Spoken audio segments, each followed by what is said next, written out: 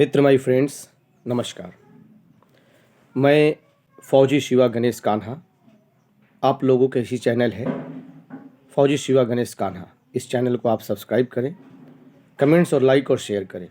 मैं इसे अब मोटिवेशनल स्पीकिंग से भी जोड़ूंगा और आप लोगों तक अपनी मोटिवेशनल शायरीज़ और कुछ ही अच्छे लोगों के कोटेशंस, शेरो शायरीज़, कविताएं, संगीत, साहित्य आप तक हमेशा पहुंचाते रहूँगा। कहते हैं कि जिसे निभा न सकूँ मैं वो वादा नहीं करता, जिसे निभा न सकूँ मैं वह वादा नहीं करता, और मैं बातें अपनी औकात से ज़्यादा नहीं करता। भले ही तमन्ना रखता हूँ आसमान छू लेने की, भले ही तमन्ना रखता हूँ आसमान छू लेने की, लेकिन दूसरों को गिराने का इरादा नहीं रखता। किसी ने गौतम बुद्ध से पूछा था, आप बड़े हैं फिर भी आप नीचे क्यों बैठे हैं? आप बड़े हैं फिर भी आप नीचे क्यों बैठे हैं? तो गौतम बुद्ध ने एक खूबसूरत सी जवाब दिया था, जो हम सबको समझने सोचने वाली बातें हैं, कि नीचे इसलिए बैठता हूँ कि नीचे बैठने से मुझे गिर जाने का डर नहीं सताता।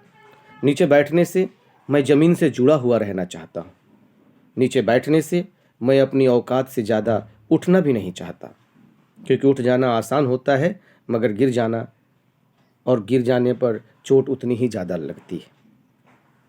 हम सब देखते हैं कि हम अलग अलग फेस्टिवल, चाहे 15 अगस्त हो, 26 जनवरी हो या सरस्वती पूजा हो, गुब्बारे और पतंग अपने घरों में, अपने क्लासेज में लगाते हैं, चिपकाते हैं या छतों पर चढ़कर उड़ाते हैं। क्या हमने सोचा ऐसा क्यों?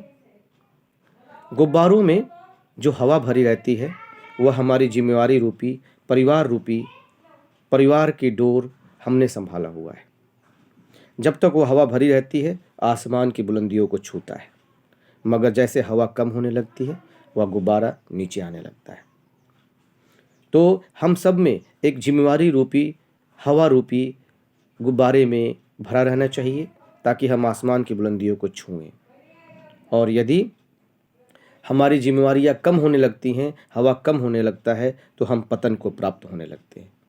ठीक उसी तरह आपने देखा होगा कि पतंग तब आसमान उड़ता है जब उसकी लटाई किसी अच्छे उड़ाने वाले के हाथ में हो।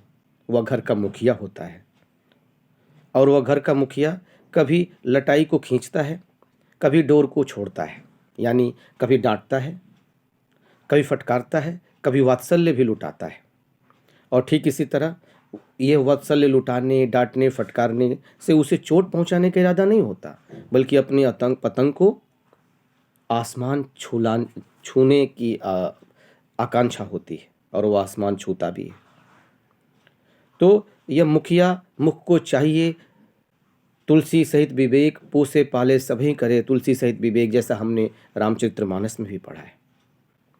तो पतंग की तरह हम सब आसमान छुएं, गुब्बारे की तरह हम सब आसमान छुएं, और जिम्मेवारियों रूपी डोर से बंधे रहें। अपनी जिम्मेवारियों को समझें, एक अच्छा बेटा बने, एक अच्छा पति बने, एक अच्छा भाई बने, एक अच्छा मित्र बने, अर्थात अच्छाई हमेशा बनी रहनी चाहिए।